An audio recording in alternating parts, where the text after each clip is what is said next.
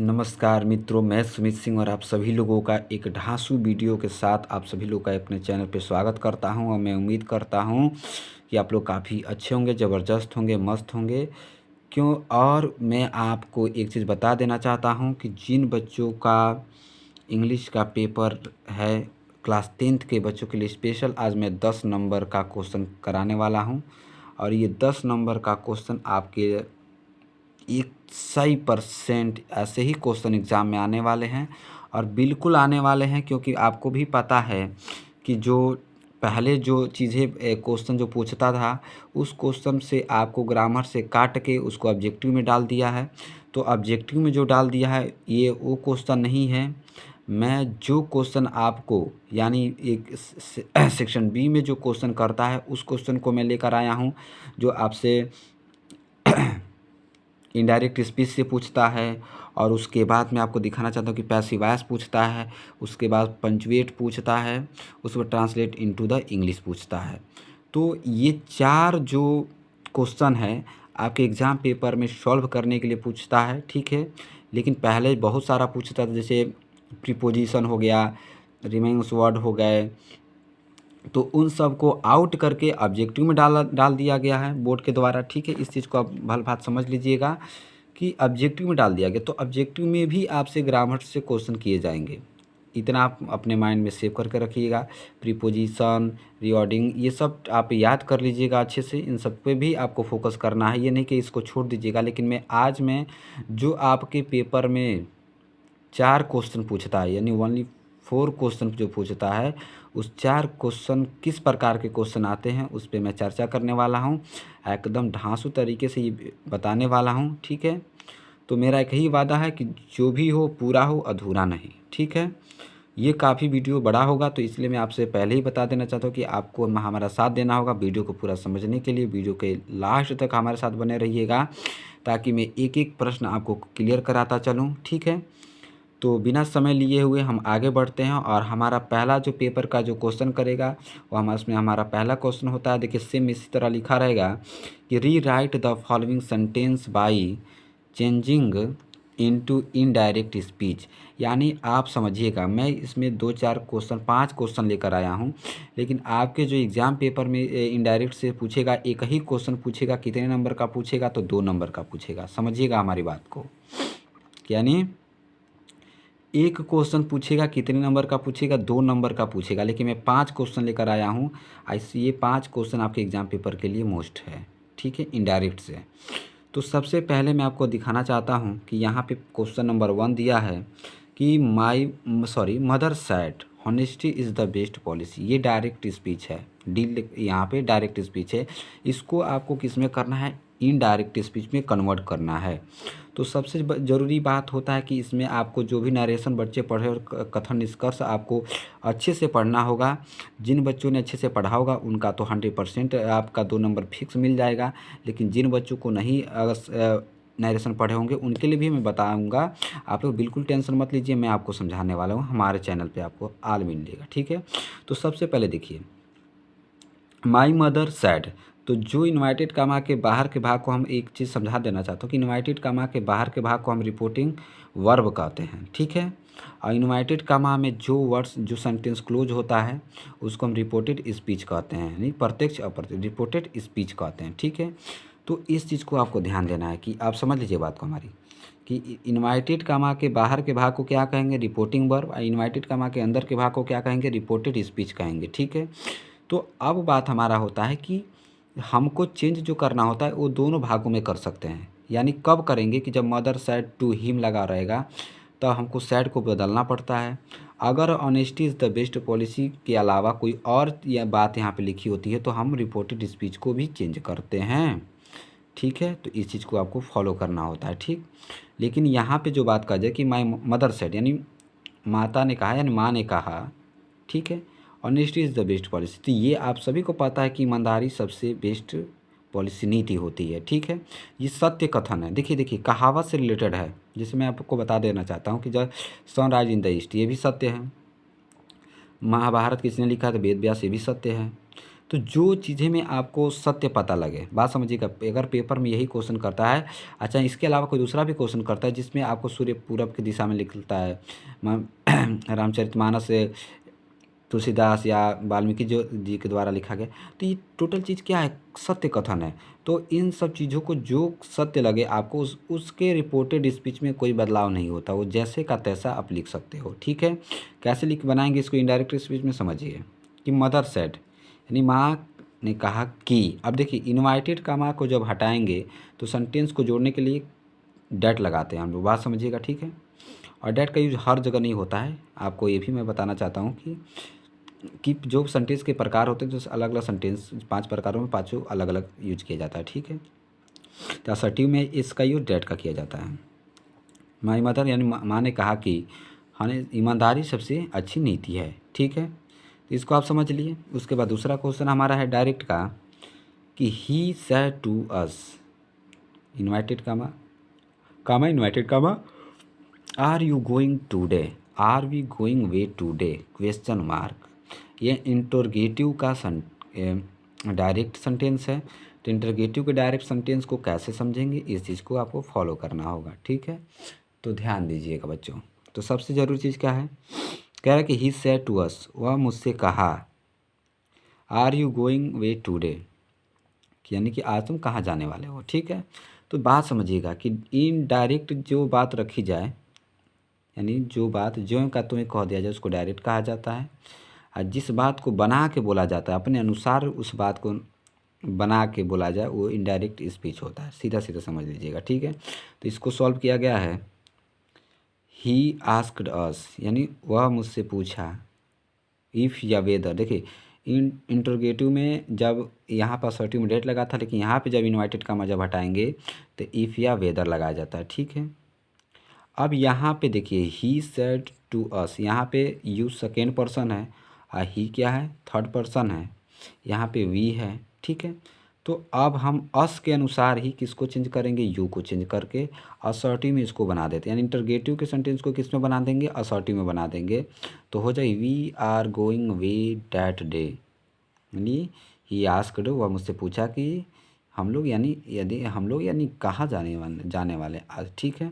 आगे कह रहे हैं डायरेक्ट में, ही सेड टू मी, वह मुझसे कहा, प्लीज़ हेल्प मी, कृपया मेरी मदद करो। वह मुझसे कहा कि प्लीज़ यानी कृपया मेरी मदद करो, ठीक है। तो मदद करो। तो अब यहाँ पे बात देखिए, यहाँ पे किसी ना यहाँ पे सेंटेंस देखिए, यह पांचों सब्जेक्ट सेंटेंस से एक एक मैं आपको एग्जांपल दे रहा हूँ, ठीक है। तो एक उसका हो गया आपका असर्टिव इंटरोगेटिव। अब आइए थर्ड नंबर पे। तो थर्ड नंबर का है he said to me please help me, यानी वह मुझसे कहा कि मेरी मदद करो। तो अब इसको चेंज करेंगे कि यहाँ का रिक्वेस्ट का भाव प्राप्त हो रहा है, तो यहाँ पे कर देंगे ही रिक्वेस्टेड मी, यानी देखिए जब तक देखिए जब सैड के बाद ऑब्जेक्ट लगा रहेगा तभी आप सैड को चेंज कीजिएगा। अगर सैड ही तक रहेगा तो सैड को आप चेंज नहीं करना, इस बात को आप फॉलो कर लीजिएगा, ठीक है। मी, अब यहाँ पे कनेक्टिव वर्ड टू लगाया जाता है, ध्यान दीजिएगा, टू लगाया जाता है, यानी कि यहाँ पे जो इसमें पहले में इफ़ ही वेद, पहले में डैट, उसको इफ़ ही वेदर, इसमें टू लगाया जाता है, ठीक है।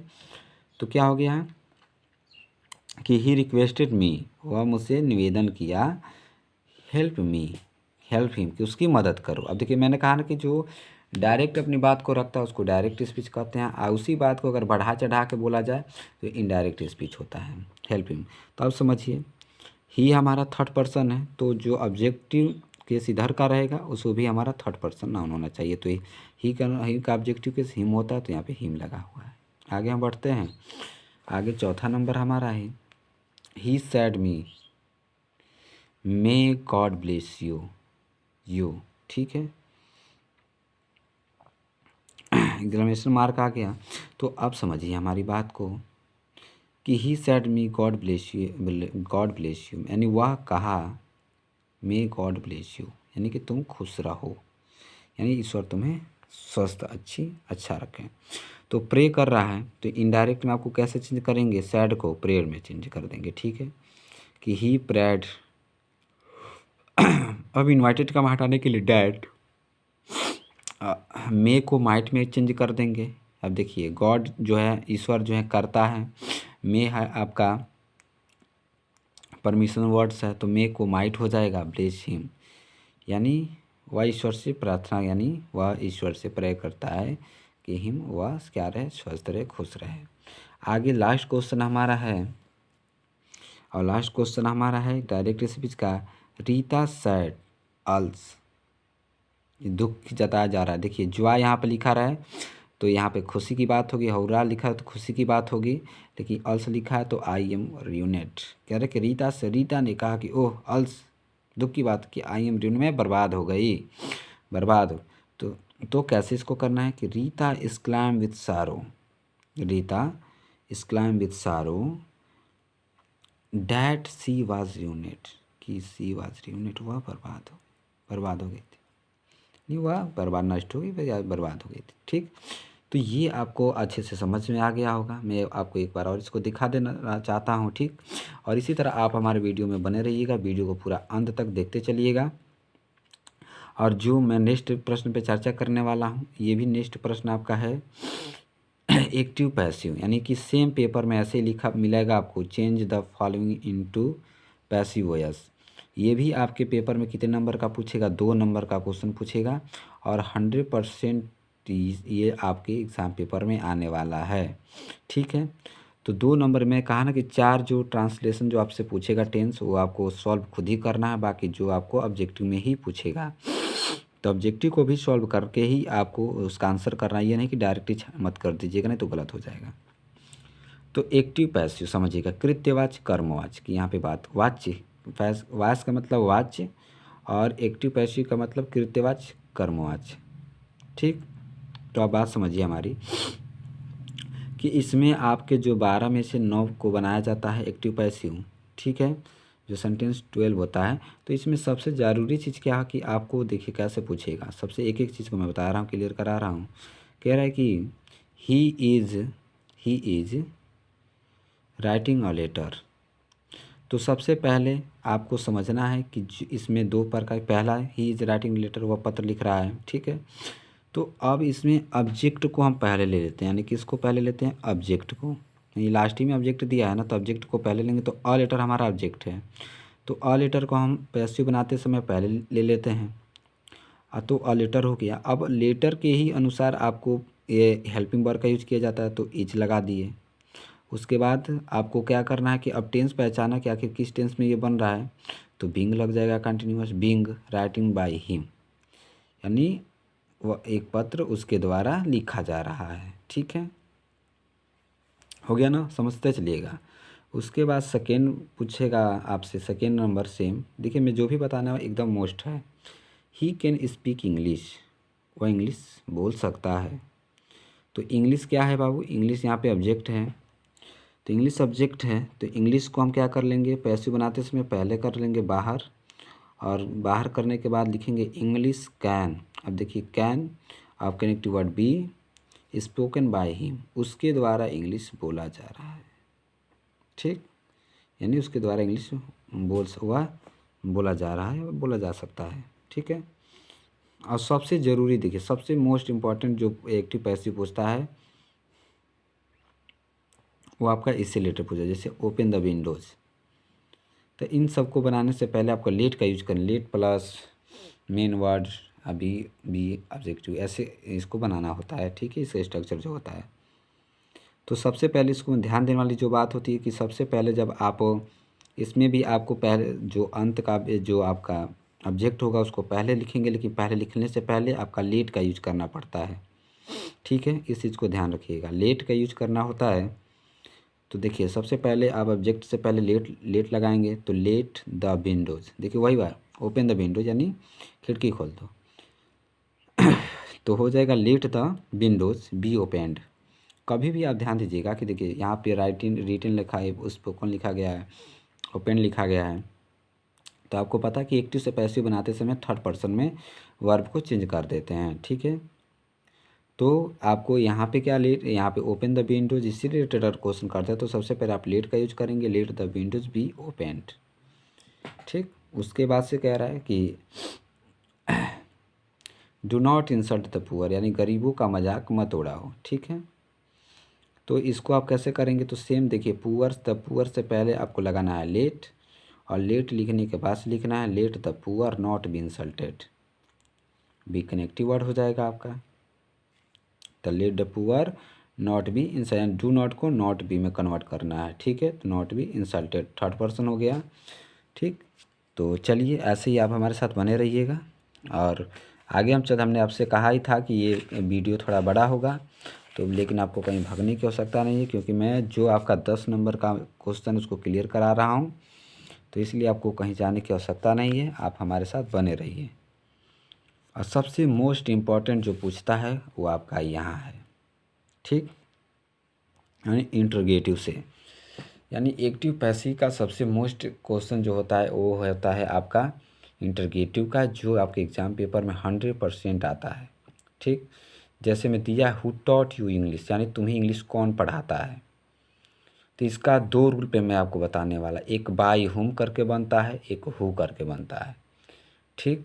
तो जैसे एक इसका स्ट्रक्चर होता है कि by whom plus helping verb plus subject plus verb verb का third person plus object plus question mark, ये स्ट्रक्चर होता है इसका, ठीक है। तो सबसे पहले देखिए कि तुम्हें इंग्लिश कौन पढ़ाता है, तो आपको बताना है सबसे पहले रूल के अगर हिसाब से चलेंगे तो करेंगे बाय हुम, ठीक। उसके बाद से हेल्पिंग वर्ब वर, उसके बाद से यू, और टॉट का टॉट ही रहेगा क्योंकि थर्ड पर्सन है, ये भी है थर्ड पर्सन, यहाँ पे भी है टॉट इंग्लिश क्वेश्चन मार्क, ये आपका बन गया। ये वाला रूल अगर आप फॉलो नहीं करते हैं तो डायरेक्ट ये वाला रूल फॉलो कर लीजिएगा कि who were you taught English by question mark, ठीक। तो देखिए कितना आसान है। तो ये क्वेश्चन आपको वेरी इंपॉर्टेंट है, आप कर लीजिएगा इसको, वेरी इंपॉर्टेंट आपके एग्ज़ाम पेपर के लिए है, ठीक है, इस चीज़ को ध्यान दीजिएगा।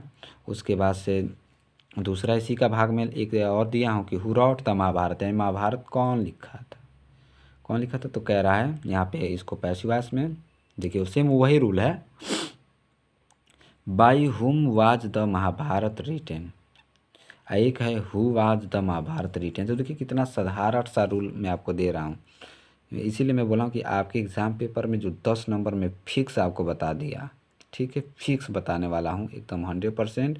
और तीसरा जो आपसे क्वेश्चन करेगा ये भी 2 नंबर का ही पूछेगा, यानी 6 नंबर आपका कंप्लीट हो गया यहाँ पे।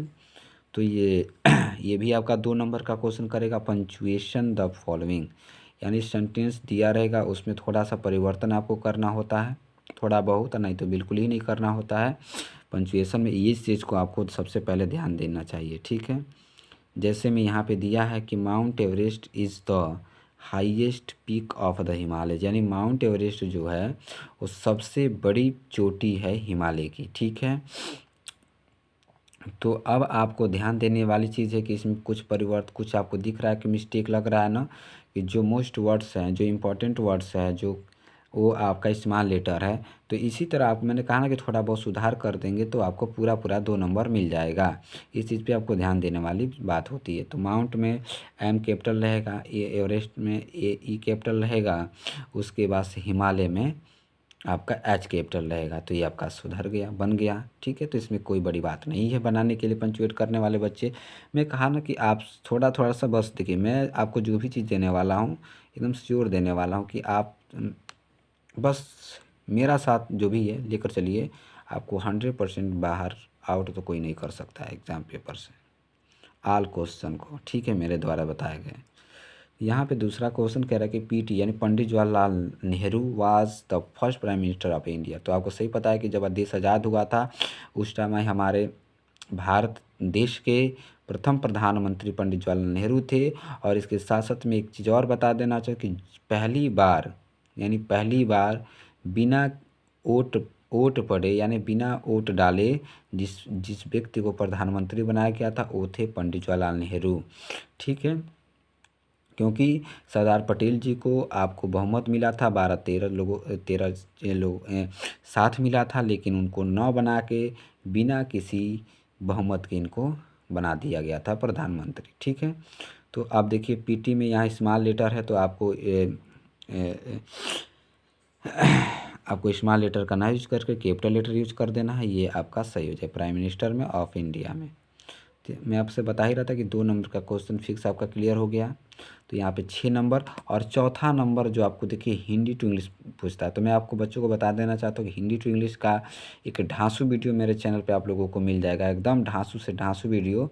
अगर आपको नहीं मिलेगा तो उस हिंदी टू इंग्लिश का वीडियो का जो लिंक है इसके डिस्क्रिप्शन में पिन कर दूंगा, आप उसको ज़रूर देख लीजिएगा, क्योंकि मैं उससे अच्छे से एकदम बेहतर तरीके से उसमें बताया हूँ कि आपको हिंदी टू इंग्लिश कैसे करना है। तो देखिए ये आपका 10 नंबर कंप्लीट यहाँ पे हो गया, 6 नंबर पहले और 4 नंबर का यहाँ पे, ठीक है। तो ये 4 नंबर का आपके पेपर में पूछता है। जैसे मैं यहाँ पे मैंने एक लिया है सेंटेंस कि कल मैं पुस्तकालय जाना चाहता था। तो कल मैं, तो सबसे पहले आपको देखिए कभी भी आपको हिंदी से इंग्लिश बनाते समय मैं आपसे कहा हूँ कि आपको 3 बातों पर ध्यान रखना होता है। पहला कि सब्जेक्ट पे, सब्जेक्ट क्या होगा, सब्जेक्ट एक भी हो सकता है, एक से अधिक भी हो सकता है, लेकिन यहाँ पे पहले में एक ही सब्जेक्ट है। लेकिन मैं एक चीज़ बता रहा हूँ कि आपको एक सब्जेक्ट के अलावा एक से अधिक भी सब्जेक्ट होते हैं, तो उन सभी को लेने के साथ लिया जाता है, उसके बाद ही हेल्पिंग वर्ब का यूज किया जाता है। ठीक, पहली बात इस माइंड को सेव कर लीजिएगा अपने माइंड में। और दूसरा चीज़ कि कनेक्टिव वर्ड्स, कनेक्टिव वर्ड्स को भी आपको याद करते रहना है कि जब तक कनेक्टिव वर्ड्स आपको नहीं याद होगा, टू, ऑफ, फ्रॉम, इन इन हो गया, आउट हो गया, इन सब कनेक्टिव वर्ड्स याद करना ज़रूरी है कि ये नहीं याद होगा तो फिर आप किसी भी चीज़ का जवाब नहीं दे पाओगे। ठीक, उसके बाद थोड़ा थोड़ा से स्मॉल लेटर याद करना होगा आपको, स्मॉल वर्ड्स याद कर लेंगे तो आपका पूरा पूरा हिंदी ट्रांसलेशन कंप्लीट हो जाएगा। ठीक, तो देखिए, तो कह रहा है कि कल मैं पुस्तकालय जाना चाहता था, तो I wanted to go to the library this morning, यानी कल मैं पुस्तकालय जाना चाहता था। ठीक, कल में यानी कल जो भी जाएगा वो सुबह ही जाएगा। ठीक, आगे कह रहा है कि उसी समय, ध्यान दीजिएगा, उसी समय एक मित्र मुझसे मिलने आ गया। कह रहा है कि बट एट डैट, उसी समय का एट डैट होता है। ठीक, एट डैट टाइम, ठीक है, कि उसी, बट एट डैट टाइम, उसी समय, माई फ्रेंड यानी मेरा मित्र, कम टू मीट मी, मुझसे मिलने आ गया। ठीक है, हम शाम तक साथ रहे। कह रहा कि we stayed together until evening, यानी हम शाम तक क्या रहे, साथ रहे। मित्र से मिलकर मैं खुश था। ठीक है, I was happy to meet my friend. तो सही बात है, जो सभी लोग अपने मित्र से मिलकर खुश होते हैं। तो देखिए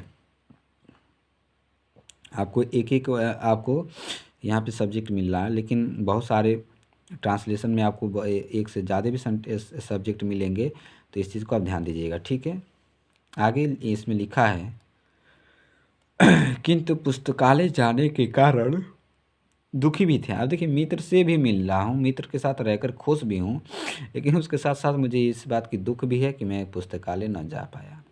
तो क्या हो जाएगा, अब देखिए किंतु पुस्तकालय न जाने की वजह से कारण दुखी भी था, तो दुखी का आई वाज आल्सो सैड, यानी मैं दुखी था, बिकॉज क्योंकि I could not go to library, क्योंकि मैं लाइब्रेरी यानी पुस्तकालय न जा सका। ठीक है, तो ये आपका यहाँ 10 नंबर कंप्लीट हो चुका है एकदम टकाटक, यानी बिल्कुल बिना समय, यानी आपका नुकसान भी नहीं होगा। जो मैं आपको बता दिया हूँ वो आपके पेपर से बाहर भी नहीं जाने वाला हूँ।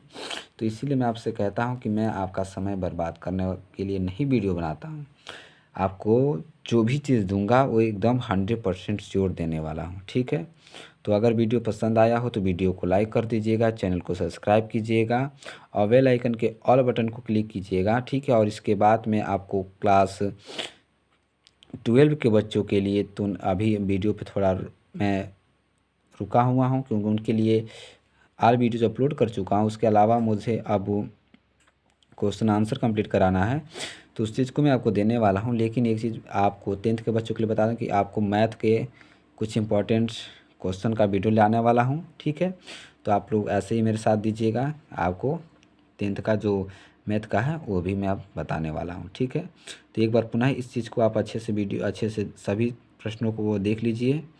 ठीक है।